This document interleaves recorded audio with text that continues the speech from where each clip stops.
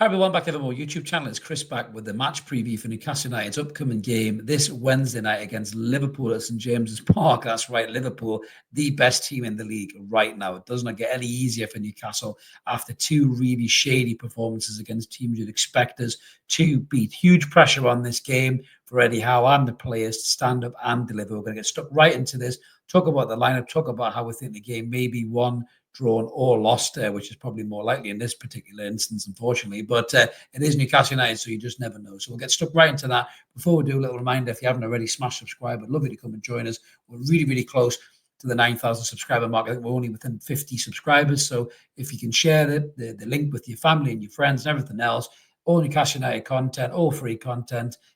Hopefully you'll enjoy it. We do the match previews like this, post-match analysis, a little bit of opinion videos, some transfer links, the whole shebang. We're a box of tricks evermore. So smash that button and help the channel grow, guys. So let's get stuck in. My God, I'm not looking forward to this game. I really am not, especially after what we saw against West Ham at St James's Park last time we were home, and then Palace away as well. It's not particularly great. Doesn't feel for the conference. A lot of people asking questions about the manager, and then step forward Liverpool, who are an unbelievable run of form as well. They sit top of the Premier League on 34 points. They've just dispatched of Manchester City with relative ease, to be fair. Newcastle currently sitting 11th at the time of us going into this game, and the form guide, doesn't make good reading in terms of the two teams. So, Newcastle have won 2 of the last 6 Premier League games, and Liverpool are unbeaten in the last 6 Premier League games, winning 5 and only drawing 1, and they just beat Real Madrid as well not too long ago there. So they've arguably beaten the 2 best teams in world football with relative ease as well. I mean, I'll admit, I'll hold my hands up. I was one of the first people to say I didn't think Arne Slot was going to be able to carry on the work that Jurgen Klopp had done. I thought Liverpool would be in the transitional phase. I thought they would be, really struggling to get a grips with the new managers, tactics and everything else. My God, I was wrong. This guy has walked into the Premier League with absolute ease, strutting around like he's been here for years. I love the way Liverpool play. They went after Man City the weekend. The intensity, the press, arguably it was very much like Eddie Howe when he first came to Newcastle, and certainly a bit like Jurgen Klopp. They look brilliant. They were fantastic on the ball. Gakpo looks like a player reborn. Salah still has a bit of magic there. Van Dijk looks like he's back to his best. Trent, brilliant on the ball. McAllister looking good in midfield as well. Really, really worrying signs for Newcastle United. I mean, the only good thing potentially is Canate is out of the Liverpool team going to St James's Park. But Joe Gomez came in at the weekend and I think did a decent job alongside Virgil van Dijk. But this is how I think we're going to line up. And the big question really is Eddie going to do anything? Is he going to change it? I did a tactical video where I said it might be a good idea to play a double pivot and put Barnes as a number 10, which a lot of you agree with. But I don't think Eddie Howe will do that at all. I think he'll be stuck rigidly to his 4-3-3 system. Now, this is how I've gone. So I've got Nick Pope in goal. Tino Livramento still at right back. I think we need Tino's pace, like Salah, Gakpo, and Nunez if he plays. He's got serious pace in this team to get in behind, and that back four lacks pace. And Tino's the only one who's really got a bit of speed, so I think he'll keep his place in the side. People are calling for Trippier to come back with his ability on the ball. Great, but we won't have the ball in this game for a large period of time. I wouldn't be even surprised to see Liverpool have 70% possession in the majority of this game, probably, and we'll just try and hit them on the break. The back two picks itself really in Fabian Schär and Dan Burn. Both had decent games against Palace. There were some brilliant tackles put in by Schär, goal line clearances by Burn, but this is a different battle for them today. This is pace, this is guile, this is creativity, this is skill, against the likes of Salah, Gakpo, Nunez if he plays, and Diaz as well. I mean, this is a real worry for our back four. They have to be on their toes. And Lewis Hall, obviously, at left back, who I think has been brilliant this season. You look at the left back on the other side, Andy Robertson has probably been the best left back in the Premier League for the last decade, probably. And if Lewis Hall wants to try and emulate anybody, try to emulate him because he's a brilliant left back. And Lewis Hall started really well this season for Newcastle. Hopefully that will continue. But the midfield is a big question there. So we've dropped Joe Willock from the midfield. I think he's had 2 stinkers, to be fair. I think sure Longstaff will be brought back into the side for his energy, for doing the dirty work, very much like the Arsenal game where we beat them 1-0 at St James's just a few weeks back there. Remember those days? We were all excited and happy then, weren't we? But that disappeared quite quickly. But I think Sean will come back into the midfield alongside Bruno Guimaraes and Sandro Tonali. So I think Eddie will want a workman-like midfield to stop the likes of McAllister, Curtis Jones playing with the ball, and Gravenberch is a really good player as well. Pace and movement, mobility, good on the ball, can find those little pockets of space and passes. They're a really, really dangerous side, Liverpool. They really are. They've got energy in that midfield as well. I thought Szoboszlai looked really good as well at the weekend against Manchester City, but I don't even know if he'll be in the side going into this game. They might change it around. Szoboszlai might even come in as well, and he's got creativity and quality. So we really have to be on our toes against this Liverpool team. So I think we will have those three in midfield, which would be Longstaff, Tonali, and Bruno Guimaraes. And then the front three, I think that Isak should be past fit to play. That seems to be the talk. So I think we'll go Gordon left, Isak through the middle, and Joe Linton will be on the right-hand side of the midfield three there. I'm looking at Sportsmore here. They've changed it. They've gone Gordon, Wilson, and Barnes, but I don't think that's going to happen. I don't think Eddie Howe will make those levels of changes. I think he'll go for Isak through the middle, Gordon one side, and Joe Linton on the other. But looking at the Liverpool side, they'll have Kelleher in goal, who's a very good goalkeeper. For me, that's the kind of goalkeeper I'd be looking for next season, because Nick Pope does look like these injuries may have taken a bit of a toll on him. I think we need a real quality goalkeeper as backup to Pope and challenge him for that spot. We were sleeping on Mohamed Ashley, who's going to Liverpool in the summer to fight out Alisson, unless Alisson goes to Saudi Arabia. I think Kelleher would be a great signing for Newcastle, so that's one to watch for the rumour has it videos. Alexander-Arnold at right back as well. Trent's looking back to his best, especially on the ball. Can be caught defensively, though. We saw that in the last couple of seasons with Gordon's pace. If Gordon's at it and fancies this game, he could really run at Trent and could cause him some serious trouble. Should have got him sent off, I think, in the previous game. And then he got Van Dijk sent off, didn't he, as well? Because should have had Trent sent off as well, because he absolutely murdered him for pace.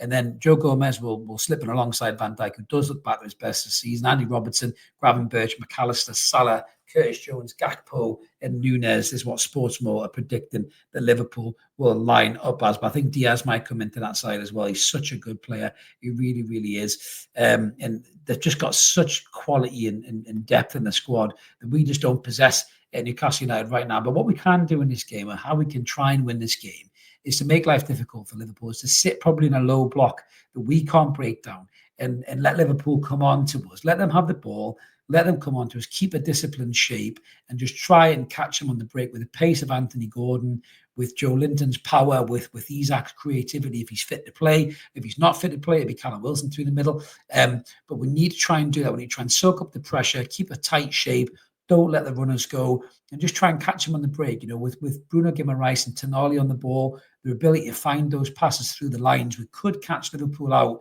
in this kind of a game. And weirdly enough, this is the type of game that, as a Newcastle fan right now, you probably feel more confident going into, because these are the type of games that Newcastle can get themselves up for.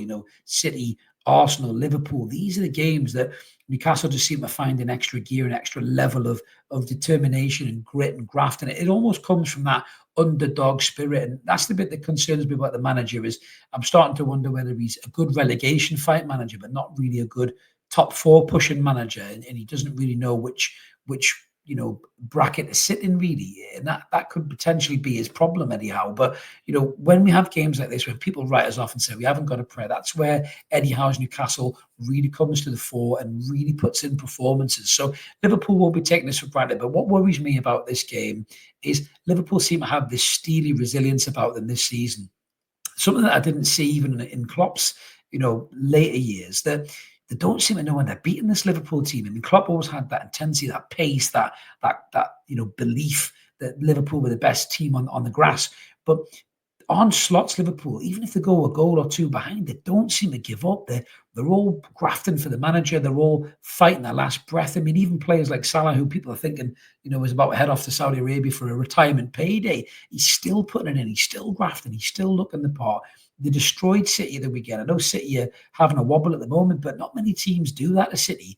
They pressed them, they harried them, they rattled them, and that's what we used to do to teams, back when we were praising Eddie Howe for this brilliant, intense identity that Newcastle United have, and we've lost that identity, and Liverpool seem to have that identity now under onslaught. And I think, we're going to be looking at the title winners in action, I think, on Wednesday. It's a long way to go to the end of the season, but I just think City have had such a wobble and have fell so far away that I'd be shocked if Liverpool don't lift the trophy at the end of this season. And this is a real worry for Newcastle United, because we have struggled against pretty average teams over the last few weeks, with Palace and West Ham, who look like they're right down there in a relegation fight this season, and they've outplayed us at times. We're coming up against the best team in the league right now, who have just beaten two of the biggest teams in European football. Two of the best managers in European football in Pep Guardiola and Carlo Ancelotti, and we could be in real trouble here if Newcastle United are ill-disciplined, are unfocused, and let in a couple of goals early within the first half an hour. This could turn into a bloodbath at St James's Park. It really could. This could turn into an absolute paste, and we could be 4-5-0 down in this game. So I'm really concerned about how this game is going to go. It all depends on the discipline of the lads. I think St James's will be rocking. I think War Flags will have everything whipped up. I think the fans will be up for it. They'll want a fight. They'll want to see a reaction, to these two bad games. But we wanted a reaction after West Ham, and we didn't get it. But a reaction at home, might be more forthcoming, especially when we're the underdogs in a game like this. But that's how I think the game's going to go. That's how I think the lineup is going to go. In terms of a prediction, I think a performance is what we're looking for here. I don't think the result is going to be something we're going to get. I think this Liverpool team is just too good, too resilient, too well structured, and I think they're going to beat us, I would say 2-1, and that's an optimistic viewpoint. And that we might get a goal. Maybe Isak will fancy it, show Liverpool how good he is, or Gordon will fancy it, show Liverpool how good he is. But I think we lose this game. I think if we lose it 2-1 and we go down swinging and we take solace from this performance that we've hung with the best in the league, then that's positives to take into the Brentford game and the Leicester game moving forward. We need to get results. But if we sleep on this and we're shit with the ball like we have been, we're disorganised, our shape isn't there, players are puffing their cheeks out and throwing their arms up and having sulks, we could get battered 5 or 6-0 here. We really could. This could be the biggest pace that Newcastle get this season. But optimistically, I'm going for a 2-1 defeat. But let us know in the comments below what you guys think about this game. Are you worried? Are you concerned? Do you think we're going to get absolutely smashed? And if we do get smashed, do you think anything will happen to the manager? We always like to hear from you. Drop a comment in there. We'll do our best to reply to you. If you take the time, we'll take the time to reply. We'll be back with a post-match analysis Wednesday night for the Liverpool game. Hopefully, we're not talking about a 6-5-0 smashing by the best team in the country right now. Keep it ever more, guys. Like and subscribe. Help the channel grow. Let's hope we put a decent shift on Wednesday. And you never know, we might get a result. But it's happened before with Newcastle, and it could happen again. Let's keep believing. But I've got severe doubts. Have a bell, everyone. We'll see you Wednesday night. Cheers.